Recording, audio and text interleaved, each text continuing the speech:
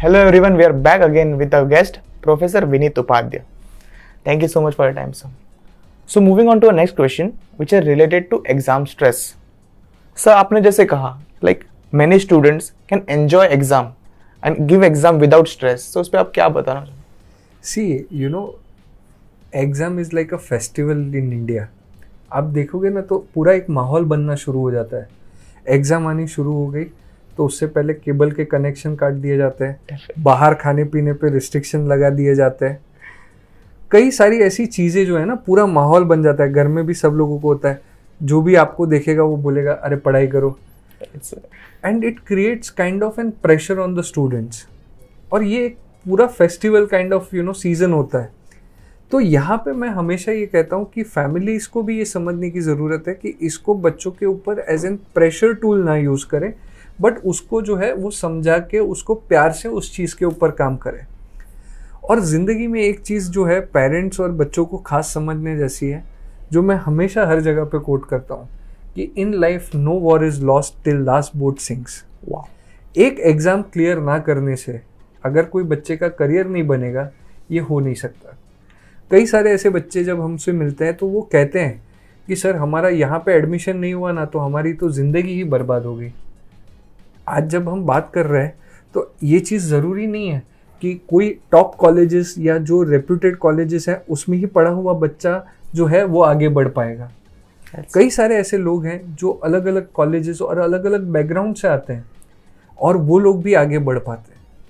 हम उनकी success stories के बारे में बात करते हैं पर उनकी स्ट्रगल्स के बारे में बात नहीं करते. Right sir. और वो स्ट्रगल के बारे में बात न करना, या हम जब बात करते हैं कि भाई इतना परसेंटेज नहीं आया तो आपकी ज़िंदगी में कुछ नहीं हो सकता, ये एक तरीका ही गलत है. तो हम हमेशा कहते हैं कि बच्चा जो भी रिजल्ट लाता है पेरेंट शुड सेलिब्रेट.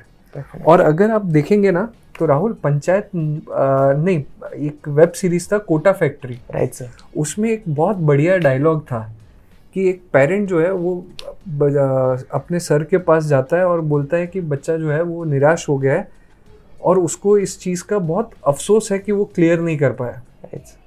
तो जो सर रिप्लाई देते हैं वो बहुत ही बढ़िया रिप्लाई था कि आपको खुशी मनानी चाहिए कि आपके बेटे को इस उम्र में अपनी जिम्मेदारी का एहसास है और आपको जो है वो पेड़े बांटने चाहिए.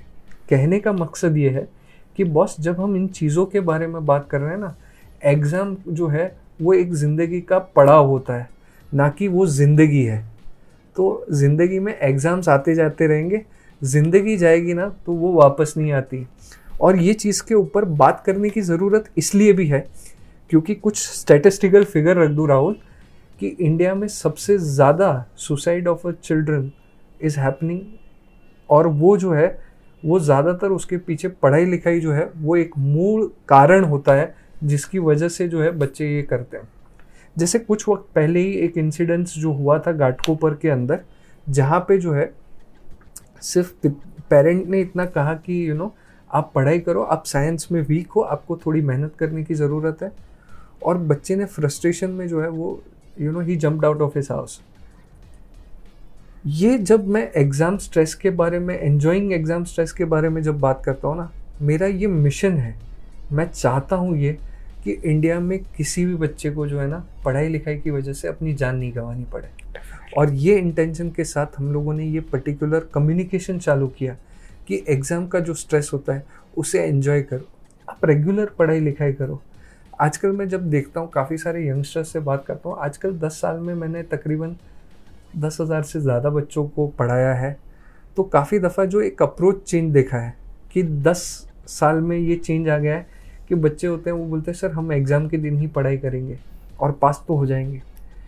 तो ये जो नरेटिव सेट होता है ना, वो नरेटिव जो है वो गलत है. एग्ज़ाम सिर्फ पास होने के लिए नहीं होता है, एग्ज़ाम जो है वो आपके नॉलेज को टेस्ट करने के लिए होता है. तो हमारी जो डेफिनेशन ऑफ एग्ज़ाम है ना वही चेंज हो गई है. इसीलिए जब आप नॉलेज के लिए पढ़ोगे ना तो एग्ज़ाम स्ट्रेस नहीं रहती. और वो नॉलेज जो है ना वो आपको इंडस्ट्री में जाओगे तब वही चीज़ काम आएगी, ना कि आपके मार्क्स. मार्क्स सिर्फ एंट्री पॉइंट है जो आपको किसी इंडस्ट्री में घुसने के लिए एक रास्ता बना देंगे. बट वहाँ पे जाके आपकी नॉलेज जो है ना वही आपको काम आएगी, उसी से आप आगे बढ़ सकते हो। अगर आपके मार्क्स हैं पर नॉलेज नहीं है तो आई एम अफ्रेड आप लोग अब एक लेवल से आगे नहीं बढ़ पाएंगे। तो सक्सेस के लिए ये ज़रूरी होता है कि आप पढ़ाई अच्छे से करिए, पढ़ाई नॉलेज के लिए कीजिए, ये सबसे इम्पॉर्टेंट चीज़ है। और पेरेंट्स भी वो माहौल को जो है वो ज़्यादा फ्री रखें ताकि बच्चे जो हैं उसको एग्ज़ाम को स्ट्रेस के तौर पे ना ले, बट उसको एक एन्जॉयमेंट के तौर पे ले कि हाँ हमें ये एग्ज़ाम्स देने, जो होगा we will see to it. Definitely. So, like, I would like to say that this is the greatest piece of advice our YouTube channel has. So, thank you so much for that point. So, moving on to our next question, which is like lockdown and its impact on exams. Like, how student can prepare when things are coming back to normal. सी अब ये जो है ना बहुत बड़ी dilemma है। Online exams हो गए Right, sir. और सभी बच्चों ने बहुत उसका फ़ायदा उठाया है। Yes. तो जो भी अभी सुन रहे होंगे वो भी अपने मन में मुस्कुरा रहे होंगे कि हाँ यार अभी तो मतलब एग्जाम्स हैं, we are coming back to normal, will be coming back to pen and paper method of examination. यहाँ पे राहुल बहुत बड़ा एक साइकोलॉजिकल शिफ्ट जो है वो स्टूडेंट्स को करना है, और इसी वजह से जो है स्टूडेंट्स को अपने आप को पहले से प्रिपेयर करना पड़ेगा। क्या है, 2 साल का पीरियड था, ऑनलाइन एग्जाम्स थे, हम बटन दबाना सीख गए, पेन चलाना भूल गए। Definitely. तो वापस वो पेन को चलाने के लिए जो है हमें मेहनत करनी पड़ेगी।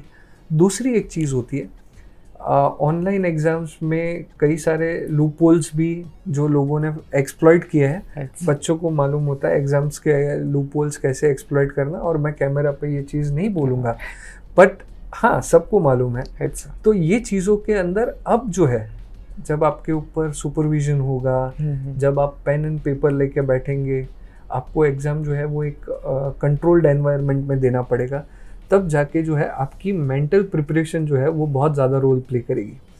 तो coming back to this particular thing, students को जो है घर पे भी थोड़ा बहुत प्रैक्टिस करना चाहिए लिखने का, और एक कंट्रोल्ड एनवायरनमेंट में बैठ के कि 2 आंसर्स पढ़े लिखना शुरू कीजिए, आपको वो चीज़ बहुत मदद करेगी। At that same point of time examination को जो है जब भी आप समझ रहे हो तो ये उसको स्ट्रेस के तौर पे ना लें, और ज़िंदगी में कोई भी एग्ज़ाम जो है ना वो आखिरी एग्ज़ाम नहीं होता। तो ये चीज़ को अपने आप में ध्यान रखना बेहद ज़रूरी होता है। मैं काफ़ी दफ़ा स्टूडेंट्स को देखता हूँ केटी लग गई तो भी वो निराश हो जाते हैं, और उनको ऐसा लगता है कि फेलियर डाइजेशन जो एक कैपेसिटी बिल्ड करनी चाहिए वो करने में हम कहीं ना कहीं असमर्थ रहे हैं। Right. तो वो चीज़ के अंदर हमें वो फेलियर डाइजेशन भी जो है बच्चों को सिखाना चाहिए। जैसे हम बात करते हैं ना, साइकिल आप चलाते हैं, आप बच्चे को पकड़ के रखोगे ना तो वो गिरेगा नहीं, और वो गिरेगा नहीं तो वो सीखेगा नहीं। Right. तो लाइफ में कभी कभार फेलियर जो है ना वो सक्सेस का पहला सीढ़ी होता है। और ये सिर्फ मोटिवेशन के लिए मैं बात नहीं कर रहा हूँ, ये मेरा खुद का अनुभव जो है वो मैं आपके साथ शेयर कर रहा हूँ कि बॉस अल्टीमेटली आपको लाइफ में गिरोगे नहीं ना तब तक सीखने नहीं मिलेगा। तो साइकिल चलाते वक्त जब तक पैर छिलते नहीं ना तब तक साइकिल नहीं आती। वैसे ही एग्ज़ाम के अंदर आपका कभी कभार फेल होना एक शौक की तरह होता है, और उसको आप आगे लेके जाते हो। जैसे मैंने CS के एग्ज़ाम्स के लिए मैं दे रहा था, मैंने कंप्लीट नहीं कर पाया क्योंकि उसके बाद मैं टीचिंग फील्ड में ज़्यादा आगे बढ़ गया था, तो टाइम की शॉर्टेज की वजह से।